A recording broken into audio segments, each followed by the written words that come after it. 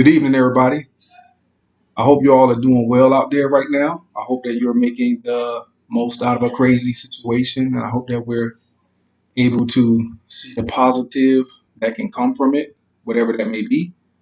We're trying to improve our situation on a daily basis while we have the time to sit and reflect and do whatever we can to make things better on our end. I posted a post on Facebook the other day about a custodial account. My kids all have had custodial accounts established with Fidelity, and I made a post basically just talking about how my kids they're enthusiastically investing in these accounts, and they understand that a dollar that they don't spend today, a dollar that they invest into their Fidelity account will probably be 5, 10, $15 later. So it's very exciting for them to see their balances grow, and they understand the power of compound interest as much as they can at their current ages. So I just wanted to do a really quick video to talk about finances and answer some questions that I did receive from some of you all. You know, when I make these financial posts, a lot of time it does resonate with people. I'm just a regular guy out here trying to be successful with finances, and I love to share my wisdom because trust me, I've come a long way. We've come a long way. We've not always been successful, financially speaking. And it did take you know, some grinding it out, and we've had to grind it out. But really, I guess our story is that if we can do it, anybody can do it. We're no smarter than anybody else. We just put a plan into place and we follow that plan. So, hey, real quick, I just want to go over the 7 baby steps that we followed in order to get in a situation that we're in. Actually, we haven't followed all the baby steps yet. We're still in the process. But the first baby step, you decide today, hey, I want to turn my financial life around. Very first baby step that we followed when we went through Financial Peace University was to invest $1,000 into a savings account. This is your emergency fund. A lot of people think $1,000 is $1,000 is nothing. Well, the interesting thing about it is a lot of time when people go down this financial plan, you know, they don't have anything. And there have been studies that have been done that where it's only a small percentage of people who they had a $400 emergency would be able to meet that need without putting it on a credit card or going to a pawn shop or something like that. So $1,000 is huge because most of the small emergencies that we face on a daily basis, $1,000 will cover. You're driving down the street and you hit a pothole or something. You got to replace your tire, replace all 4 tires. That can get done for the most part for under $1,000. So $1,000 protects you from a lot of life's uncertainties that are just minor emergencies, and you might have to get a plane ticket to go to a funeral or something like that. So $1,000 in your emergency fund is baby step one. Baby step two is the most difficult baby step because it just requires so much time and so much effort and so much energy, and more than anything, it requires quite a bit of patience. Depending on your debt load, it might take you a year to complete baby step two. It might take you 2 or 3 years, or maybe 4 or 5 years. It just depends how much debt you have to complete baby step two. Basically, you list your debts from smallest to largest, and you just hammer away at your debt and do that until you don't have any more debt. Then you progress to baby step three. And baby step three is to have 3 to 6 months in an emergency fund. So you go back to that $1,000, and now you basically just that complete that fund, that savings account for your emergency fund, 3 to 6 months. So if your expenses are $4,000 a month, you want to have anywhere from $12,000 to $24,000 in this 3 to 6 month emergency fund. Baby step four is to begin investing 15% in retirement. Baby step five is to start contributing to your children's retirement. I'm sorry, your children's college fund. Baby step six is to pay off your home, and then baby step seven is basically to build wealth and to give. So those are the 7 baby steps. We took Financial Peace University in 2014, and we were debt free. I think by New Year's 2017, like completely debt free except for our mortgage, which we have 10 years remaining on a 15-year mortgage. So hey, it feels great. They say the borrower is slave to a lender. And I'm telling you right now, when you get those shackles off your feet, you don't have any more debt. it's a great feeling. So I'm gonna go ahead now, try to make this video as quick as possible. I'm gonna answer some questions that you guys had on my post, and hopefully, if y'all have any more questions after that, you can definitely ask away. I'm always an open book. And before I go into anything, I'm not a financial advisor or anything. I'm just a regular guy who followed these steps, and we made it out the hole. So the first question I had was, what steps do you take to stay debt free? I'm great at paying off debt, especially credit cards. Is keeping it paid off. I guess that's the hard part. So that's a great question. I'm gonna be completely honest with you. I think that one thing that motivates us and allows us to stay debt free is that we're not we really don't care what people think about about what we do. For instance, my whole life I was used to driving and riding in crappy cars, like those cars where you have to carry a water jug in the car just in case the radiator overheats. And then you get the water and you put it in the radiator. Now, when you did that for a long time, and it just was, I was used to it. I drove $500 cars when I was at Bethune-Cookman, and I didn't have a problem with it. Like, it was no big deal to me. So, really, we really have gotten to the point where we don't care about things.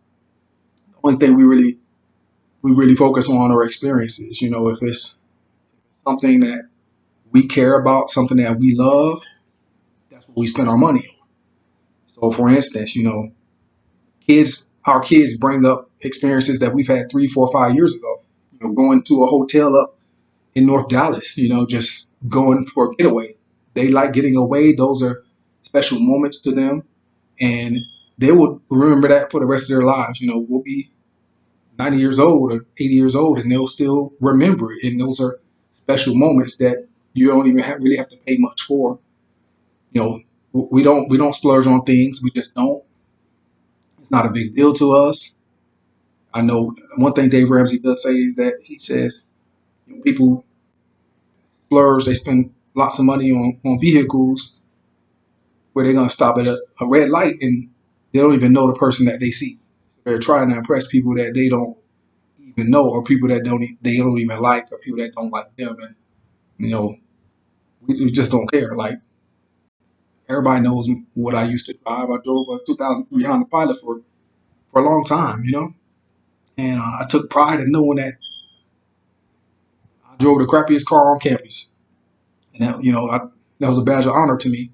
And it really pained me last year to get rid of it, but we needed to upgrade our primary car. So I took my wife's 2016 Camry, and then we got her a 2016 Odyssey.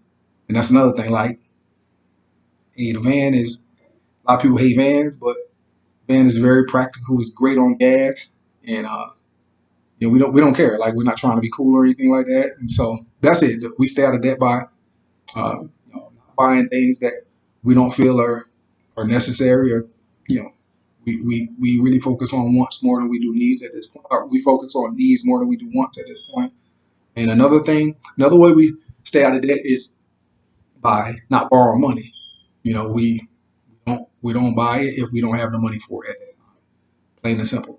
That's not saying we don't have credit or we don't use credit cards. We use credit cards, but we only use what we have. So if I have $500 in the account, we were going to buy something anyway for this $500. I use a credit card to get whatever points they have, and then I'll pay it off literally like right when it hits the account. So don't buy what we don't need. Don't buy things to impress other people, and don't buy things we don't have the money for. That's literally our formula for getting out of debt. Okay. Next question said, "What are some of the most crucial financial steps people in their 20s should take to set them up in the future or for the future? Are there any specific accounts we need besides savings? What's your advice for hiring financial advisors or professionals to handle money and savings?" Those are some really, really good questions. I wish I would have had this question asked before I went to college. I would have stayed out of so much trouble. I had a full football scholarship too, and I still went into massive debt for various reasons. We won't really go into detail here, but I think if we told every high school junior or every high school sophomore that, hey, you're gonna face some financial issues, there's gonna be things that happen when you get older, but whatever you do not get into debt. Like regardless, don't spend a bunch of credit cards. Don't run up debt. Stay out of debt. Stay out of debt. Stay out of debt. Stay out of debt. If we beat that into their heads right now, a lot of the issues we have, the bankruptcy filings, foreclosures, a lot of things that we just have issues we have as a society right now, we wouldn't face these if kids were taught at an early age to avoid debt. You know, I think staying debt free is the number one thing we could tell our young people now. A lot of this is water under a bridge. A lot of people who you know are who are in the workforce are in debt already. So I would say, hey, work these baby steps. Take Financial Peace University. Go from baby step one to baby step seven. Get that $1,000 in the bank, and then really focus on hammering away at that debt.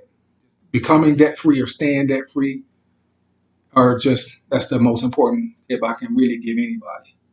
Do whatever you need to do to get out of debt because after that you got so much more freedom. You really feel like you're going to work for yourself rather than going to work for whatever creditors you have. Second part of that is, are there any specific accounts you need besides savings? Absolutely. So the first thing I would say that you need to establish, of course, would be that emergency fund. And once you're debt free, some other accounts you need to really look at are health savings account. Health savings account is great because what it does, if I'm not mistaken, it provides a triple layer of tax protection. So it shelters your immediate contribution from taxes. It shelters whatever tax-free growth. So if you put in $10,000 and then it becomes $15,000, if I'm not mistaken, that $5,000 is tax-free. And then everything you spend, if I'm not mistaken, is tax-free as well. So I believe that's the triple tax protection, which is a great feature of HSA. So if you could do a health savings account, that'd be great. A Roth IRA is phenomenal. It allows you to contribute up to $6,000 per year after tax. So the good thing about a Roth IRA is you're taxed on the money right now. However, when you retire and you start taking that money out, it grows tax free. You don't have to pay taxes on it. If I'm not mistaken, it's 59 and a half when you can start and get it out tax free. Obviously, you have to look up yourself, but the benefit of a Roth IRA is that it grows tax free after tax dollars. The benefit of a 403B or 401k is that it decreases your current salary and it's basically tax deferred. So you can, let's just throw numbers out there. If you make $100,000 a year, you can put $19,500 into 401k or 403b. So that immediately decreases your income or your salary from $100,000 to $80,500. In addition, let's say you did about $6,900 into an HSA, that would decrease it even more. So these are tax sheltered accounts, basically where you are not paying taxes on that money up front. You are drastically reducing your income or your salary, which is great at tax time. Of course, you're gonna pay taxes on that later, but a lot when you retire, for the most part, you won't have as high a salary as you do now, so you'll be in a lower tax bracket. So those are the four accounts. You have to have that emergency fund established. You have to have a Roth IRA, a 403b, and a health savings account. That's what I would recommend, and that's what we have. I only speak on really what I'm doing. And then was one more part of that question. Okay, the other part of that question was okay. Okay, so here's the deal. I'm not gonna hate on any financial people or anything, but you can go out and read the book, uh, Simple Path to Wealth. Simple Path to Wealth by J.L. Collins. You can read that book. If you can Google Choose FI, or if you can look up Our Rich Journey. These are all like financial podcasts or financial gurus who discuss index investing. I'm a huge fan of index funds. Most of our money is put into VTSAX with Vanguard. It's just an index fund that tracks thousands and thousands of companies. And as J.L. Collins says, they are self-cleansing. They're self-cleansing. So basically, you have so many different companies in there where if one of those companies falter, that's fine. That one will drop off and the other one will join this place. And that's good because, you know, if you're one of those single stock people, if you put $500 in a single stock, you're buying that one stock. If that company goes belly up, you're losing $500. Whereas if you put $500 in an index fund, it spreads out the risk. So it's great diversification in VTSAX. Another one I recommend is FZROX with Fidelity. Is zero expense ratio. So it's basically like free investing. VTSAX and FZROX with Fidelity. Those are, and the good thing about Fidelity is you can get started at $25 a month as opposed to with Vanguard, you need to have a minimum of $3,000 to get started. Now, once you put that $3,000 in, you can systematically invest, but you need a minimum of $3,000 for most of the funds to get started. Now, there are some where you can start with 1,000, but the one I recommend, which is VTSAX, you need that $3,000. So, I'm an index fund guy. I'm gonna do it on my own. Like I said, read The Simple Path to Wealth by J.L. Collins. Look up Ogleheads. There's so many different articles out there. There's so much research you could do. You could do also Google three fund portfolio. If you want to do a three fund portfolio, you can do that on your own. I personally, I don't pay anybody to invest for me. That's just my beliefs. But if you have any questions about that, you can definitely holler at me, and I'll give you my exact reasoning why. Okay. The next question that I had from one of my former students, he said, "What advice do you have for your favorite students starting adulthood, especially in terms of building credit, savings, etc." Honestly, I would say you could even work the baby steps. So you young people, let's say if I'm sitting down right now and I'm talking to somebody who does not have any debt and they have not graduated from high school yet, I'm gonna tell you, listen up, put some money in savings. Money in savings. You go to a 2 year community college. If you don't have scholarships, go to a 2 year community college. Sit your butt at home with your parents. So you have that free room and board. Hit them up for their food. Hit them up for their board. Plain and simple. You you do that, and you save money. You don't have to go into debt. I know people that have $50,000 in the debt to go to some prestigious private school out of state or in state for 2 years, and they regret it. Come on, y'all. Yeah, I can understand. Hey, I got to go to the school, but if you're really trying to start your financial lives outright, avoid debt. Plain and simple. Avoid debt. You can do literally anything. That's what I would tell you. I would tell you to establish some savings accounts, avoid debt, and then when you get your job, so every job you get, and I've told my kids, that's 50% of every dime you make. And if you're doing it off the top, you won't miss it. But if you're doing it after you get your check, you're learning to be disciplined with that money. So if you get $300 and then you put $150 into an account into your Roth IRA or something like that, that shows, hey, I'm disciplined. I see that I have this chunk of money. I'm gonna cut that in half, or I'm gonna cut that by a third, and I'm gonna put it in an account, and I know it's gonna grow for me. So these are just different options that you have, you know, as a young person. Save your money, invest your money, and stay debt free. If you don't have a bunch of money for college, nothing wrong with going to community college. You can even look up Mark Cuban's comments about that. He even advocates for people going to 2 year school. So that's it. And if I didn't answer your questions, if I didn't answer that particular question, holler at me, okay?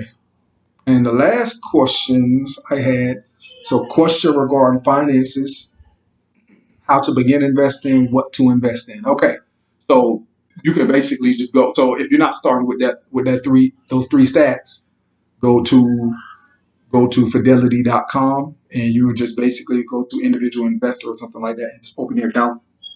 Great thing about Fidelity, like I said, it allows you to systematically invest. It allows you to invest a minimum of $25 a month in that account, as opposed to Vanguard where you have to have like 3 grand up front. $25 a month, open up a Roth IRA, and you can also open up your basic brokerage account in a money market account where you're going to hold that emergency fund. So you can do everything with Fidelity. Some people even do their checking accounts with Fidelity. It's a great brokerage to be with. And when you invest, so if you're investing for long term, so basically the emergency fund, you're looking at like a money market account, a cash management account. When you were talking about your long term investing, if you were going with Fidelity, you would look up FZROX. It's the free index fund that tracks the entire market. FZROX with Fidelity, minimum $25 a month. To answer those questions. How to ensure your student loans affect your credit in a positive way post graduation. You know the ironic thing about student loans and a lot of installment accounts is that they really don't have much of an impact on your credit unless you don't pay them. So if you're paying on them the way you're supposed to, cool, but they don't have a huge impact on credit. The best thing that your credit with your student loans would be just to pay them off, and pay them often. You know, and if you can pay them off as soon as possible, that'd be great. You know, just hammer away them. Some people, like one joke Dave Ramsey makes, is that people keep student loans around so long that they think it's a bet. And you know, it's kind of funny, but it's kind of true. Like people were like, "Oh, it's a student loan. It'll be with me forever," and it doesn't have to be with you forever. You know, we thought like that too. At one point, we're like, "Hey, I don't like paying the student loan every month. Like, it's uncomfortable for me."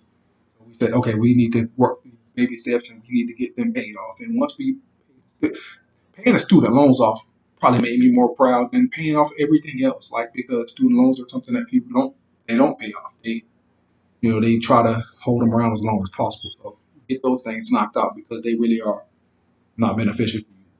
Debt is debt.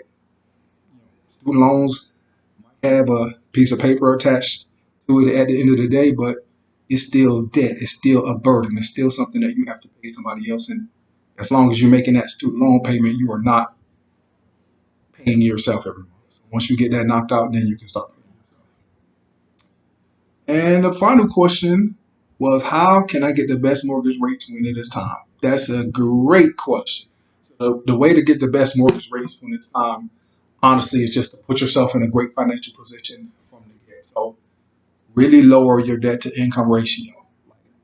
For instance, if you can become debt free before you get a mortgage, that's great. If you can't, just make sure all of your cars and everything else is at a very low debt to income ratio. And everything's paid on time. No late payments, no collections or anything like that. If you do have a collection and you're gonna be in a market for a mortgage, I wouldn't pay the collection off. What I would do is try to negotiate a pay for delete. And there you can go to a Google Y chat medical collection, and there's gonna be a lot. That's WHYCHAT. Y chat is great at allowing people to get collections and offer their credit and fix their credit. But basically, make sure everything is up to date. Make sure you have low debt to income ratio, and also, if you can possibly afford a 15-year mortgage, that's great because for the most part, 15-year mortgages are usually um, much lower rate than a 30-year mortgage, sometimes even half of a percent. So, and make sure you do a lot of research prior to that. And I'm always here.